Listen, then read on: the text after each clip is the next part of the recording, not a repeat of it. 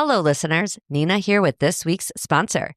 Remember when friendships were built through real conversations, the kind that unfolded slowly with depth and meaning, where every word actually mattered? That's what has been drawing people to an app called Slowly. Slowly is a digital pen pal app that connects you with people around the world. It's designed to let you make friends without pressure. Here's what makes Slowly special. Your letters don't arrive right away. They travel. The farther away your friend is, the longer it takes to reach them. It turns distance into something meaningful. There's no rushing to reply. You have time to be yourself, sharing your day, your thoughts, the real you. And on the other side, your pen pal is doing the same. And there are no profile pictures. You meet people through their words, thoughts, and stories. What do you get? You get friendships that go deeper at a slower but better pace. If you've been craving a gentler, more intentional way to meet new people around the world, try Slowly. It's free on the App Store and Google Play. You can find the link to download Slowly in the episode notes. And now on to the show. I think I might think about finding some other friend at this point. You know, I often say that. I was just going to say, if you've never heard my mom on an episode, a lot of times that is her conclusion.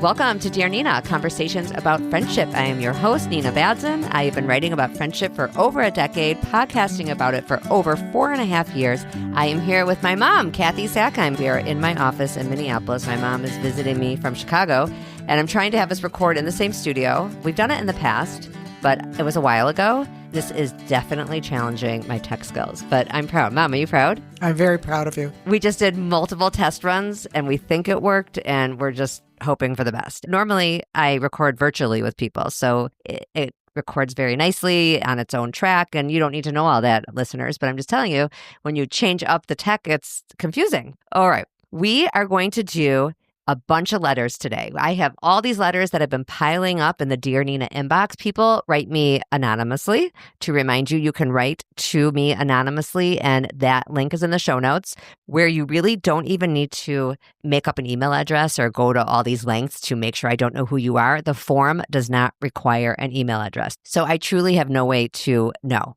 who you are. That's a great way to ask a question that you maybe don't want your name attached to. People also ask questions in the Facebook group, either under their name or anonymously, and that's it, Dear Nina, the group. But these questions are coming from my inbox. I actually don't use the Facebook questions on the podcast itself.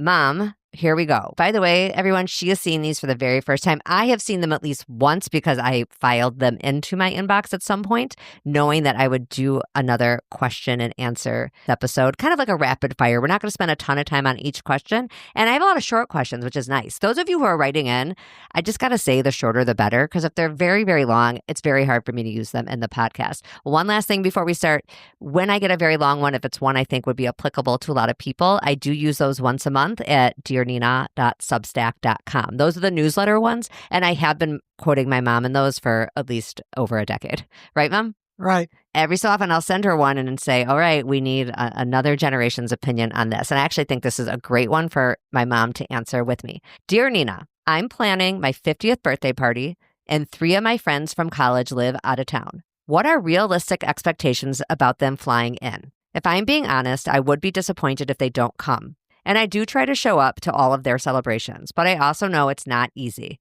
But we are at a point where our kids are a lot older and don't need as much help. To be fair, no one has said they're not coming. I'm just preparing myself to be realistic. So, Mom, what do you think about how much you can expect people to fly in for the big milestone birthdays? It depends on the time of year. It depends on what else is going on in their lives. The best way I've learned through the years to keep friends is to not be too judgmental. If somebody can't make it and has a good excuse, you just have to overlook it and figure life interfered. Sometimes life does interfere. That's true. And would you go to their event anyway? Would I go if I were invited? If they didn't come to your stuff. Like if you have a friend who didn't come to your 40th, didn't come to your 50th, didn't come to your 60th. Okay, well, I guess that's getting excessive. Maybe let's talk about the same year. If it was within the same year, they didn't come to your big party, you're invited to theirs. I'm talking out-of-town friends, Mom, not Chicago friends. Are you making the effort to go if they didn't come to yours? It depends on what's going on in my life. If I can go and it's an old friend, I would certainly try. I think that's a good attitude. I would probably do the same thing. Like I always try to do what I can do no matter what the other person did. I'm not measuring what I want to do by what they did. I was actually invited to an out-of-town 80th birthday party this year, and I hadn't invited those friends to my 80th party, Oh, but I was invited to go to Boston and then somewhere on Cape Cod, and I was having some health issues, and I frankly couldn't do it. The friends understood. I called my friend on her birthday. We had a nice long conversation. I think she was okay with it. I'm just curious as a side note, if you are invited to something out of town and you can't go, do you give an extra nice gift or you just give the same gift you would have given? Maybe a little extra nicer. I tend to do it too because I'm like, I'm not paying for a hotel. I'm not paying for a plane ticket anymore. I can get you an extra nice gift. Okay, next one. Dear Nina, this may be lengthy, but to set the stage, a friend approached me at a birthday celebration. That was for another friend. Okay, so we're back on the birthday. That's just a coincidence. It's from a completely different email. A friend approached me at a birthday celebration for another friend. We were seated next to each other. Suddenly, she says to me, we need to be better friends to each other. So we are going to tell each other one thing that each of us could do better to be a better friend. I didn't know how to reply, especially given that we were there to celebrate someone else. She replied, you need to reach out more. My response was, I do try. You often tell me you're busy. In the past, I really have tried, but even just to call her, that has to be scheduled. Anyway, I was so taken aback by her discussion. I felt this was not the time or place, and also this was something she planned and thought about where I felt blindsided. I answered as best as I could. I feel she's not a friend who is all in. She is not always going to be willing to be open. She hates confrontation. Going forward, I'm trying to reach out more, but she is always saying how busy she is. Also, she'll commit to something and then she has to cancel or reschedule. Yet I still feel like I'm the bad friend, even though I'm the one scrambling to make sure that the way I'm a friend meets her approval. Maybe I don't know how to be the right kind of friend. What are your thoughts? Maybe she needs to write her in a letter. You know I'm big on writing letters. Yes. I'm trying to be a better friend. You're always busy. How can we fix this? Put the ball back in her court. How can I be a better friend if you can't commit and you're always so busy?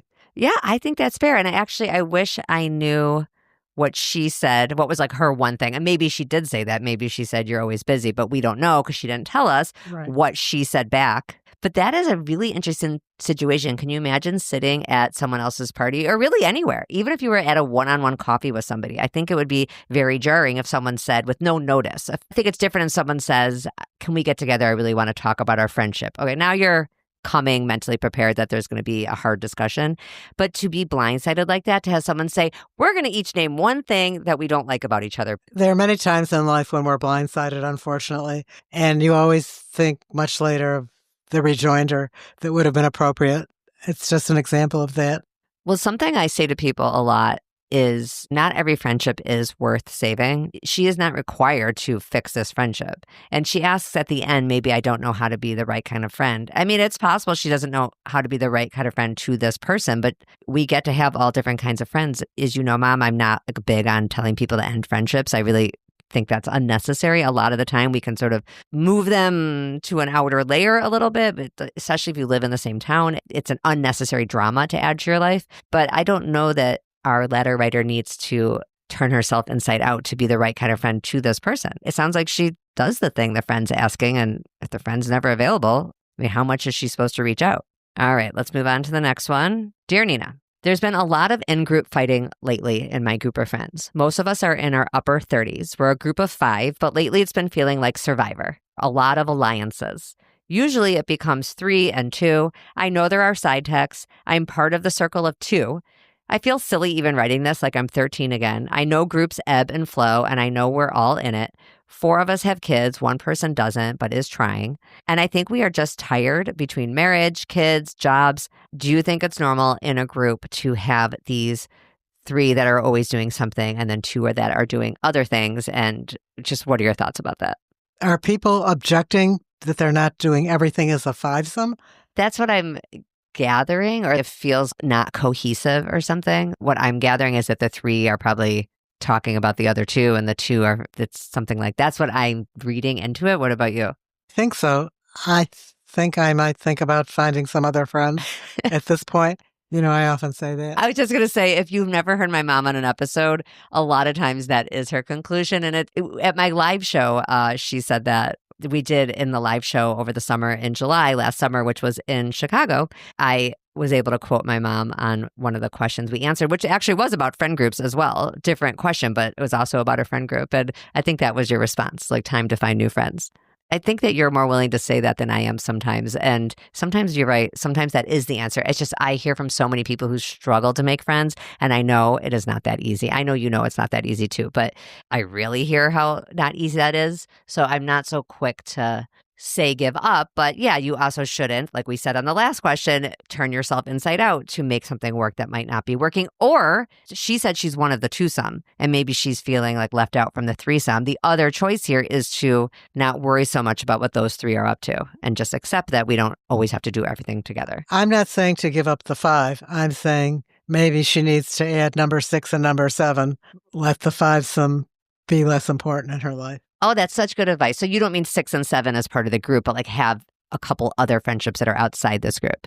Exactly. That's what I'm trying to say. That's very astute because I actually think oftentimes, even though it's, again, hard advice to take, sometimes the answer is you need more friends or other friends. So you don't have to depend so much on these couple of people to be everything to you and to meet every need, which is impossible, especially as we get older. Mom, here's the next one. Dear Nina, I was on a large group chain, like a group chat, Mom. You know what that is. You're on some with the family. Are you on any with friends? No. Oh, okay, interesting. I was on a large group chat with some school moms, and I shared my opinion about a recent news topic. It was crickets at first. Then one of the acquaintances on the chat basically attacked me. She felt the exact opposite about this current news topic. She went off. The rest of the group chain stayed quiet, and I could feel my pulse beat and my breath quicken. I didn't need everyone to stand up for me or even agree with me, but one of my closest friends in that chat said nothing. And that really made me sad and angry. I removed myself from the chat, and I haven't said anything since. I don't care to speak to the text attacker about this. We're not even good friends. I'm not interested in that friendship anyway, but I would like to say something to my close friend who didn't stand up for me. How can I approach this? That's a sticky situation, isn't it? Oh my God. I have no idea how to answer this one. Well, let's say it was in person. Okay, let's pretend it wasn't a group chat. Let's say you were at a dinner party. You said something that you seemed, didn't seem like it was going to upset anybody. It was just your opinion on something. Everyone at first was like silent. And then somebody at the party, I'm picturing a small party, like 8 people around a table. Somebody there who wasn't a close friend, but obviously someone you know, really came after you. And then your very close friend just kind of sat there and was like, la, la, la, just didn't say anything. What are the expectations here? It's kind of similar to that. I think maybe I would say to the first person who attacked me, why don't we agree to disagree and let's move on? And then you're not depending on anybody else to stand up for you. So stand up for yourself, number one. Okay, yes. I like that. What would you do about this good friend who just kind of watched you suffer? Even though this is all on text, that is what it feels like. I might ask the friend, how come you didn't say anything? Or do you agree with the person who attacked me? Or boy, I really felt attacked. I wish somebody had said something. Maybe the friend will come up with some reason why she didn't. And by the way, I can understand maybe why the friend didn't. First of all, it's possible she agreed with the attacker and has up until then kept politics out of their friendship, or she herself didn't want to get attacked. Like, I understand not wanting to put something in writing. People screenshot and send stuff around all the time. It might have been nice if the friend texted our letter writer on the side and said even that, if that were the case, like, oh God, I'm so sorry. I know that was awful, but I also just do not want to get in the middle of it. And I'm not saying our letter writer would be happy with that response, but it would at least be some touch point on this whole thing. I think the silence is the worst. I agree with you. That would have been another way for the friend to show that she was being a friend. Yeah, like some solidarity, even if she doesn't agree, just to say, yuck, I know that feels awful. Sorry that happened to you. We forget sometimes that that's always an option. You can acknowledge that something felt bad without agreeing with them necessarily, right? Mm-hmm. Like, okay, let's see. Oh, this is good. I wonder what you think of this. Dear Nina, your podcast has got me feeling a little more confident about taking initiative and asking people to hang out. My question is, how long since I last saw someone is too weird to reach out? If I text someone or message them on Instagram, but we haven't actually spent time together in months or even years, is it weird to reach out again? Do I look desperate? What if they've forgotten I exist and they're like, who are you again? Well, I think in a lot of relationships, one person does the reaching out more than everybody else. Oh, okay. Guys, you heard it here. How many times do I say that on this podcast? I say that a lot. Like you just have to accept sometimes you have a different skill set or the relationship's more important to you. And that's okay. We don't all have the same priority all the time. And so if she wants to see this friend, she should reach out and not wait for the friend to reach out to her. Take the risk. Yes, I agree. It's always worth the risk. And I hear her asking, like, is it weird? And I totally get that question. And I appreciate her using that word because I think it's what a lot of people worry about is coming off weird or needy or too much or all these things. And you'll get the idea. I think if the person says no several times in a row, then it's probably time to stop reaching out. But I often say if the person says yes and seems interested in hanging out and is engaging once you're together, is a good listener and asks questions and seems happy to be there, that's fine. And you only know if you go, if you try. I agree. We'll just do a few more, Mom, and then we're going to just check in with your life. Dear Nina, a lifelong friend has been having an affair for many years. I genuinely support her, but as this continues, I'm struggling on how to perceive her and the situation since it doesn't seem like she's living authentically or giving her husband the opportunity to make a choice for himself. I don't mean that in a bitter, judgmental way, just an observation. I guess I'm hoping for some insight or another lens I might see this through. Thank you for your time. I'm glad I saved this one for you. First of all, I haven't done an episode like this in a while. I think I was nervous to do it in my newsletter and like commit it to writing. I don't know how I feel about this one. Well, Okay. You were married how many? 56 years. Yeah. So my mom was married to my dad for 56 years. They have a lot of friends. I've had 3 friends who I knew were having affairs. Wow. Okay. You First don't time know- I've heard that. Yes. I felt it wasn't my business. 2 cases were people who lived out of town. One told me about it over lunch. She had an affair with a business associate. What was I going to say? And she later got caught. And then what happened? Did they get divorced? No. They worked it out? Well, she died of a okay. disease. I mean, okay. I don't mean to laugh. That wasn't what I expected. Okay. And then the third one was a childhood friend and had a very good marriage, had a couple different affairs. And they stayed married till the end? I was just sort of amazed and I listened and I just figured it wasn't my business. Did you talk to her about it on a regular basis? Like, were you a confidant or was it just this one time she wanted to tell you? I think I was a confidant and she knew I wouldn't say anything to anyone. I understand what this letter writer is asking. Like, she feels maybe like part of her friend's life is not real. She used the word she is not living authentically or giving her husband the opportunity to make a choice for himself. And I imagine she doesn't want to ever have it public that she knew.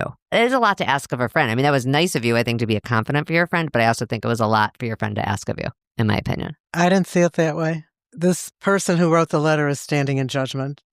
Probably the friendship is just going to dissolve because the friend having the affair is going to sense your letter writer's standing in judgment. I suppose she could say, your lifestyle is making me uncomfortable. Let's not discuss this. I can't discuss this with you. I think that's fair. I mean, people avoid all kinds of topics, and it's not right or wrong to be your friend's confidant on this, but it's also not wrong to not want to be. I know that was a double negative, but I think, I understand that you feel it's judgmental, and I see it more as she doesn't want the burden of keeping this secret. Okay, let's keep going. That was, by the way, first time I've heard about my mom's 3 friends. We will be talking about that more later.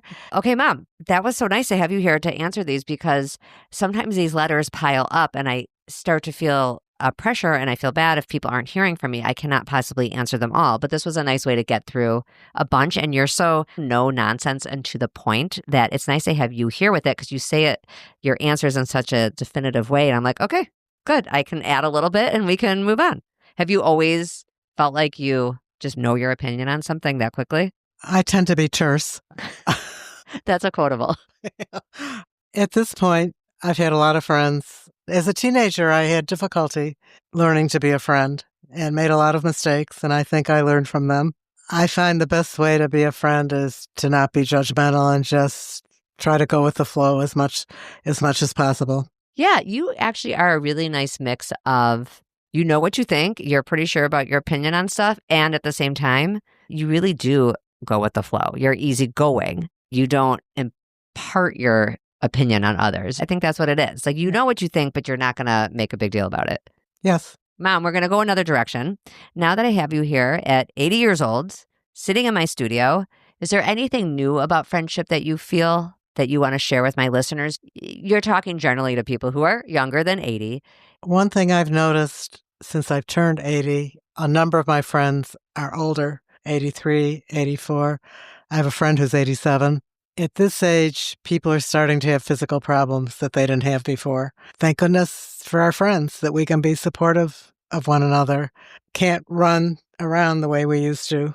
Friends are really important. Husbands are important too, but that's different from friends. It's worth working on the friendships so that when you get to be older, you have these good friends. That's great advice. Does it surprise you that I have spent over a decade talking about and writing about friendship?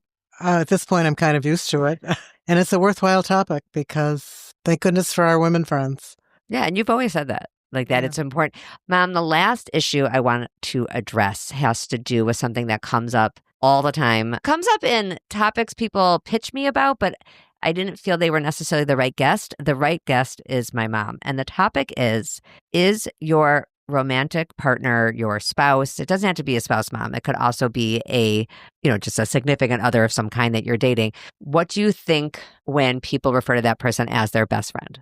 Okay, we'll start with your dad. Okay. So I got married at 20. He was 24.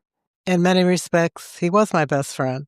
However, I was always very careful never to discuss the business of my other friends with him. Oh, I love that topic. It's something you and I think have answered together before in a newsletter. I'll have to find it and dig it up. A couple of my friends didn't believe me. They're like, oh, there's no way you don't tell Brian everything. And I'm telling you, first of all, Brian doesn't want to know most of it.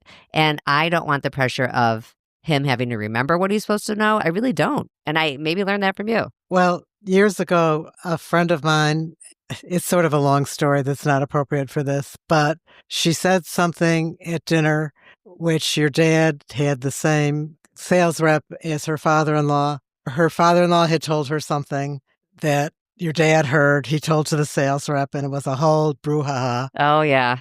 I learned right then. Don't tell Dad. Don't tell Dad. Not things that are issues with friends. Mm-hmm. You're right. No, not if like you want to vent about your own issue with a friend. That's different. I understand. You're talking about not sharing with him other people's issues. Exactly.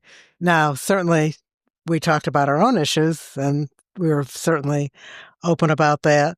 And he was very good sometimes at giving very practical advice or coming up with practical solutions for problems that we were having. At this point, I do have a partner since your father died, and I think he and I are kind of best friends at this point. I was wondering if you would say that. I think you guys do a lot of things together. Yeah. We do a lot of things together. We talk about everything. We talk a lot about our childhoods, which I didn't do so much with your father. I don't know why, but it's just is something we both discuss. So do I tell him everything? Certainly not about my friends and their issues, but about things that concern us, yes. I would say that Dad was very encouraging of you of having your own friends and you of him. Would you agree? Yes, he had a group of men friends that he did things with, and it was fine. You know, they talked about sports. It was different than women friends. I would say I consider Brian my best person. Like he is the number one person in my life, but I wouldn't call him my best friend. And I think he would feel the same way. Like he has other people that he calls his best friend. And I, have several people I call my best friend. I'd like to say some more about this. Oh, okay. Great. Go ahead. Friends are different from romantic partners. With a romantic partner, there's a certain level of trust and closeness, things that you would tell the romantic partner that you wouldn't tell a friend. And yet there are friends that you would tell things that you might not tell to the romantic partner because it's not that partner's business. It doesn't have to do with the two of you. Yes, that's right. I am very into categories being their own categories. What I mean by that is I also will get pitched a lot from people who've written novels, and they'll say, there's a mother-daughter in my novel and they're best friends, and I want to talk about that on the podcast. And I usually write back and say, my podcast is about friendships and making friendship work and its own intricacies, and a mother-daughter is different. I feel the same way about a husband-wife or a boyfriend-girlfriend, like meaning those are their own special relationships. Mother-daughter is its own relationship. Romantic partner is its own special relationship. Cousins, neighbors, all these things. It doesn't mean you can't be friends, but it's not what I'm doing on this show. I like to keep those separate because it's different. You can't, people do it, but you can't break up with your mother or your daughter. People do. I mean, you see a lot about this now? Right. I know. And we won't even go into that because that's like a whole thing. And neither of us are therapists. And I do not want to even opine on the no contact stuff. But technically speaking, I mean, you're born into this relationship or however the family came to be. That's different than friends where you can have many of them and you choose them and you can unchoose them. And not that that isn't hard. It is hard when friends break up, but it's not as hard to make more friends. You can't really come up with another mother. Right. I just, it's different. The spouse, partner, romantic, it's just a whole, I agree with you.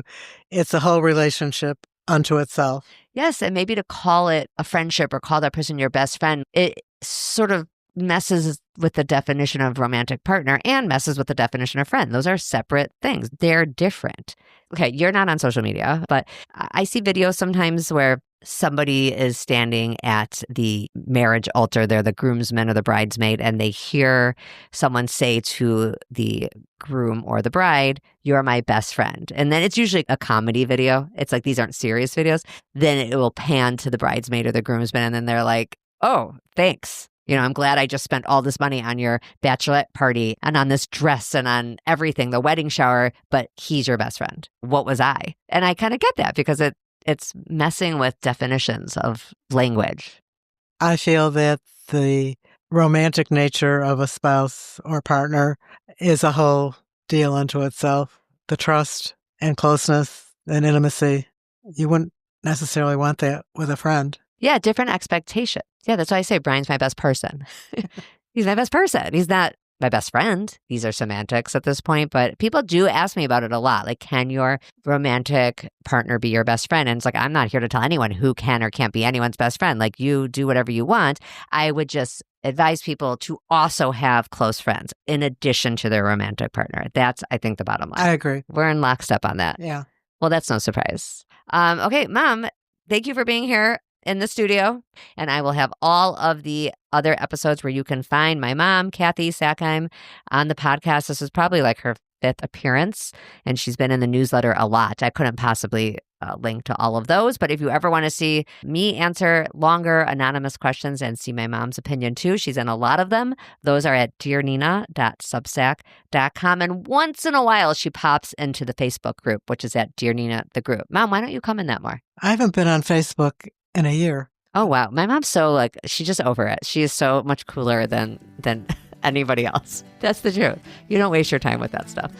Okay, guys, I guess we can't get her on the Facebook group. Mom, thank you so much for being here. I very much appreciate it. What a joy to have her here. Thank you. You're welcome. It's fun to be here. Listeners, come back next week when our friendships are going well. We are happier all around. Bye.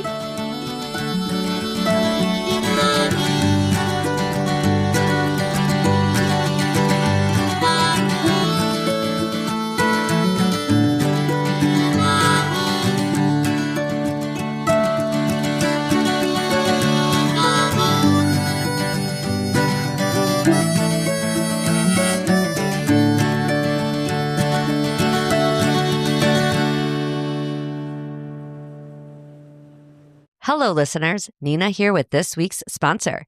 Remember when friendships were built through real conversations, the kind that unfolded slowly with depth and meaning, where every word actually mattered? That's what has been drawing people to an app called Slowly. Slowly is a digital pen pal app that connects you with people around the world. It's designed to let you make friends without pressure. Here's what makes Slowly special. Your letters don't arrive right away. They travel. The farther away your friend is, the longer it takes to reach them. It turns distance into something meaningful. There's no rushing to reply. You have time to be yourself, sharing your day, your thoughts, the real you. And on the other side, your pen pal is doing the same. And there are no profile pictures. You meet people through their words, thoughts, and stories. What do you get? You get friendships that go deeper at a slower but better pace. If you've been craving a gentler, more intentional way to meet new people around the world, try Slowly. It's free on the App Store and Google Play. You can find the link to download Slowly in the episode notes. And now on to